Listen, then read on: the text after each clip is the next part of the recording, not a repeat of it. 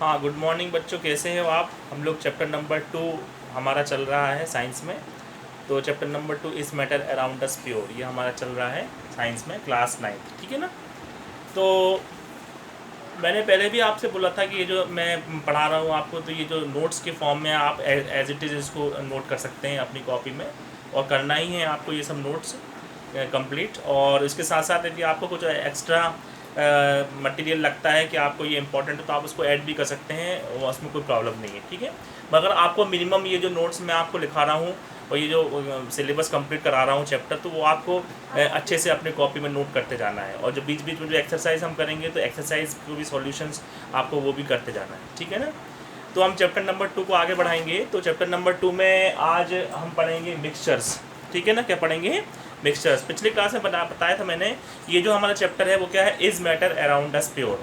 इसमें हम ये देखेंगे कि कौन सा प्योर सब्सटेंस है, कौन सा इम्प्योर सब्सटेंस है। हमने पिछली क्लास में पढ़ा था कि प्योर सब्सटेंस में एलिमेंट्स और कंपाउंड्स आते हैं, और इम्प्योर सब्सटेंस में क्या आते हैं, मिक्सचर्स। इस चैप्टर में हम मिक्सचर्स के बारे में पढ़ेंगे अच्छे से। तो हम जो मिक्सचर्स हम पढ़ेंगे, तो मिक्सचर क्या है, पहली बात तो ये कि ये इम्प्योर सब्सटेंस है। क्या है ये?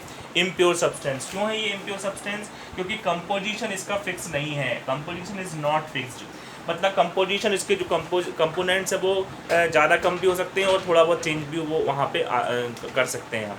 तो वो जो मिक्सचर्स में कंपोजिशन फिक्स नहीं होता। और मिक्सचर के दो टाइप हमने देखे थे, होमोजेनियस मिक्सचर और हेट्रोजीनियस मिक्सचर्स।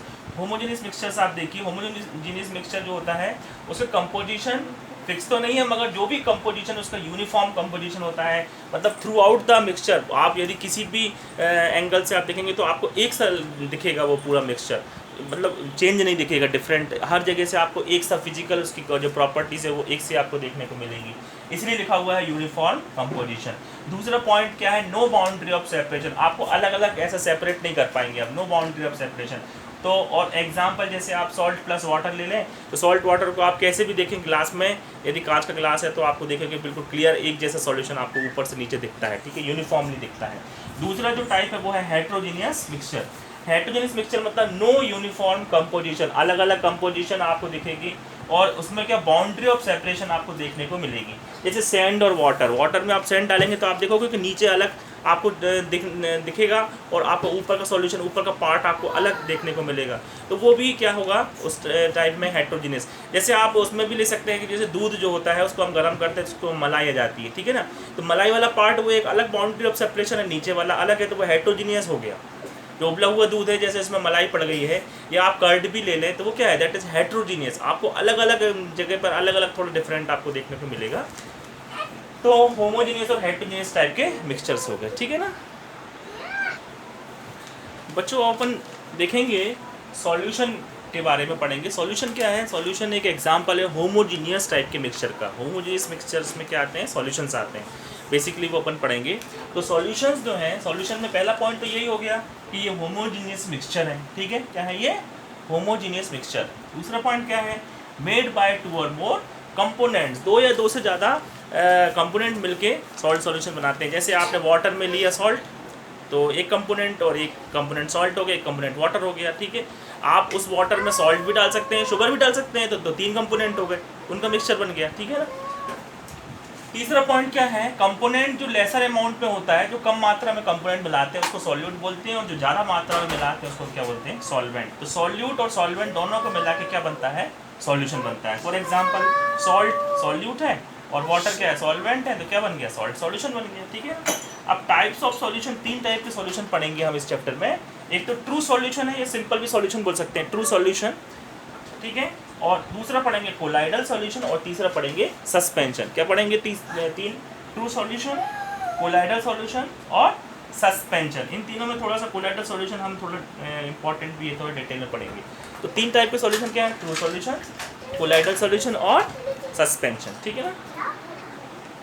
तो हम टाइप्स थोड़ा से बाद में पढ़ेंगे, उसके पहले हम एक चीज़ और पढ़ रहे हैं, टाइप्स ऑफ सॉल्यूशन तो हम बाद में पढ़ेंगे तीनों। उसके पहले हम ये एक और चीज़ समझ लें कि कंसंट्रेशन ऑफ सॉल्यूशन। सॉल्यूशन की कंसंट्रेशन के बारे में हम पढ़ते हैं। कंसंट्रेशन का मतलब क्या होता है कि amount of solute in the solution. Solution में कितना सॉल्ट, अपन कितना अमाउंट डाल रहे हैं, कितना सॉल्यूट डाल रहे हैं, उसको क्या बोलते हैं, कंसंट्रेशन ऑफ सॉल्यूशन। जैसे मान लो सॉल्ट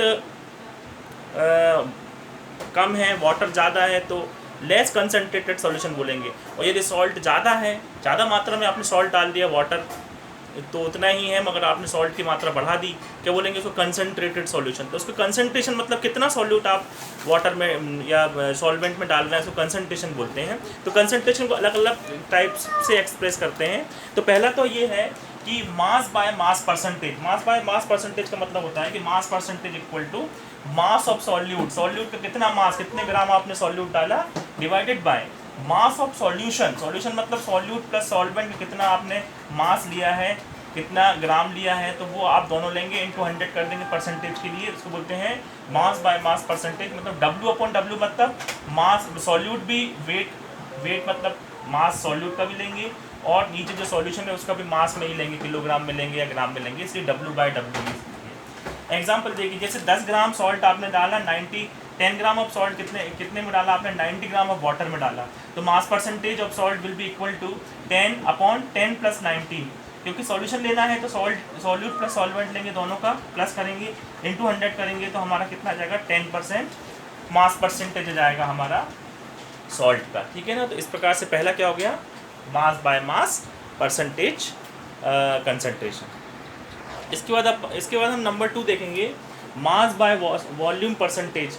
मतलब सॉल्यूट का मास लेंगे मगर हम जो सॉल्यूशन है उसका क्या लेंगे, वॉल्यूम लेंगे। तो mass by volume percentage will be equal to mass of solute gram में लेंगे या किलोग्राम में लेंगे, और वॉल्यूम ऑफ सॉल्यूशन क्या लेंगे, मिलीलीटर में लेंगे, और मल्टीप्लाइड बाय 100 कर देंगे। ठीक है ना।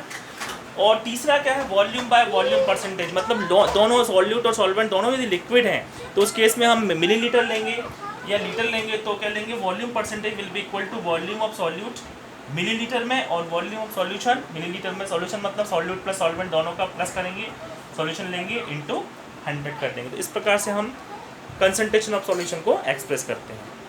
ठीक है ना।